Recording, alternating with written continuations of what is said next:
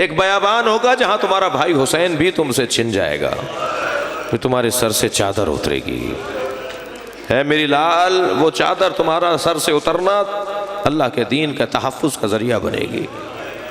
अल्लाह अकबर। जो बीवी अपने बाबा के सामने बग़ैर चादर में ना आए, जो बीवी अपने भाइयों के सामने बग़ैर चादर के ना आए, उसने वो पहली नमाज बग़ैर चादर के शाम गरीबा में कैसे पढ़ी होगी। सर पे खैमे का साया भी नहीं है, खुले आसमान के नीचे बग़ैर चादर के वो जो अल्लाह की बारगाह में पहली मगरिब की नमाज। अल्लाह अकबर। अजब नहीं आवाज़ दी और या अल्लाह मुझसे ये नमाज कबूल कर ले। ज़ैनब बग़ैर चादर के तेरी बारगाह में आई है, वो कैसा मंजर होगा। और ज़ैनब कुबरा ने कूफे में क्या कुछ नहीं देखा, शाम में क्या मंजर नहीं देखे। सिर्फ एक ऐसा मंजर शाम में देखा कि जिस पर जनाब ज़ैनब ने अपनी विलायत का इजहार किया है। और वो विलायत का इजहार जब था कि जब एक मर्तबा आवाज़ दी गई कि ज़ैनब को दरबार में लाया जाए। अज़ादारों, आपने भी हाय और गिरिए की आवाज़ें आपकी बुलंद हुई हैं, मगर एक जुमला कहूँ, बाज़ मख्तल के जुमले ऐसे हैं जिन पे हम घंटों रोए ना तो कम है। उनमें से एक जुमला ये है, यहीं लाहौर में आपके एक जज के कोर्ट में, अदालत में आवाज़ें लगाई जा रही थी, करीम हाजिर हो, सत्तार हाजिर हो, मोहम्मद आ जाए, हसन आ जाए, जी गफूर आ जाए। आवाज़ें लग रही थी अपने बयानात को कलम बंद करवाने के लिए कि एक मरतबा कासिद जो दरवाजे पे खड़ा था उसने आवाज़ लगा कर कहा ज़ैनब हाजिर हो। तो वो जज चीखे मार मार के रोया, उसने अपना कलम रख दिया, कुर्सी छोड़ के चला गया। उससे पूछा ये क्या हुआ, कहने लगा मुझे मंजर याद आ गया है जब शाम के दरबार में कहा गया होगा ज़ैनब को लाया जाए। अजरुकुम अल्लाह।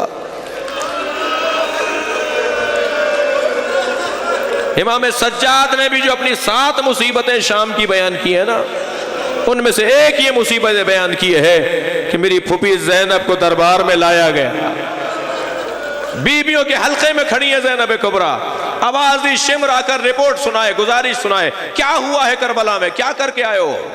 शिमर एक चबूतरे पर खड़ा हो गया जाकर और गुजारिश सुनाने लगा, करबला में हमने इनके मर्दों को मारा, ये जो असीर बनाकर लाए हैं हमने इनके जवानों को मार दिया, हमने इनके बच्चों को मार दिया, हमने इनके तबर्रुकात को, इनके सामान को लूट लिया, हमने इनके खेमों को जला दिया। अभी वो अपनी गुजारिश सुना रहा था कि बीबियों के हल्के से एक आवाज आई, उसकुत अय्युहल कातिब इब्नुल कातिब, खामोश झूठे और झूठे की औलाद।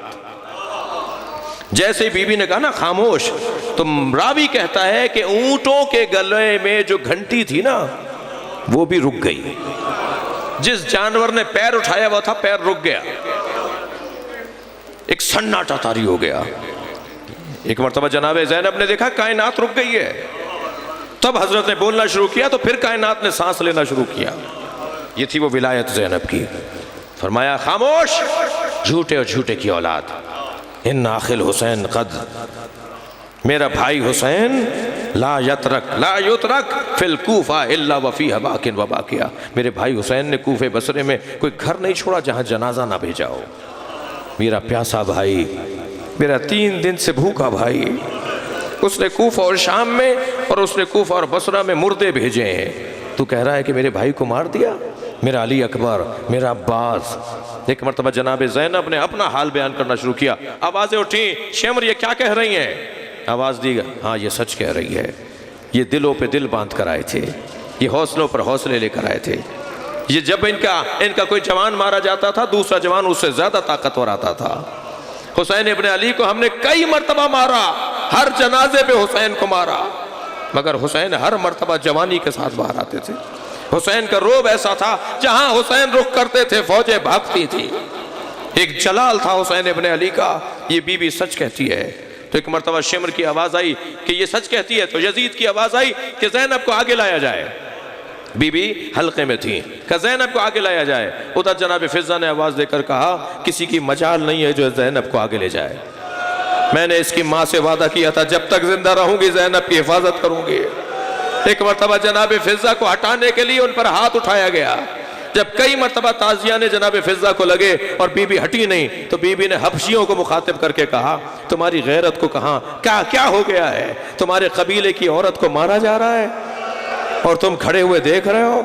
तो तलवारें निकलने की आवाजें आने लगी दरबार में, सैकड़ों हबशी गुलाम बाहर आ गए और यजीद को आवाज देकर कहा कि इन्हें रोक दे, इसलिए कि ये हमारे कबीले की हबशन है, हमारे कबीले की औरत है। मैं आपसे रोने वालों से पूछ सकता हूं उस वक्त जनाब ज़ैनब का क्या हाल हुआ होगा? मदीना मुनव्वरा का रुख करके कहा होगा, नाना एक कनीज के चाहने वाले मौजूद हैं। कोई इस भरे दरबार में नहीं कह रहा ये नबी की नवासी है। आवाज़ी ज़ैनब जहां है वहीं से बात करें।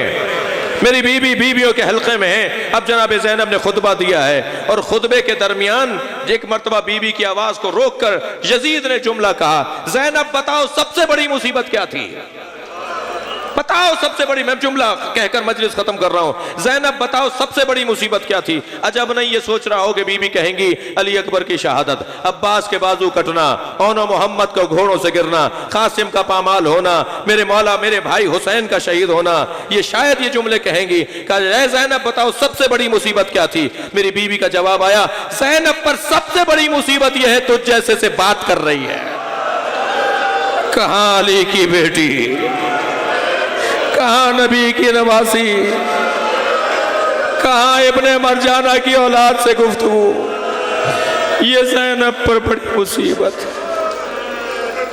अला लअनतुल्लाहि अला कौमिज़ ज़ालिमीन फसयअलमुल लज़ीना ज़लमू अय्य मुनक़लबिन यनक़लिबून। या अल्लाह हमारी इस इबादत को कबूल फरमा, रोने वालों की तौफ़ीक़ात में इज़ाफ़ा फरमा, बानियान के रिज़्क़ में इज़्ज़त में इज़ाफ़ा फरमा, हम सब की आक़िबत बख़ैर फरमा, इमाम ज़माना के ज़ुहूर में ताजील फरमा। अल्लाहुम्मा सल्लि अला मुहम्मद।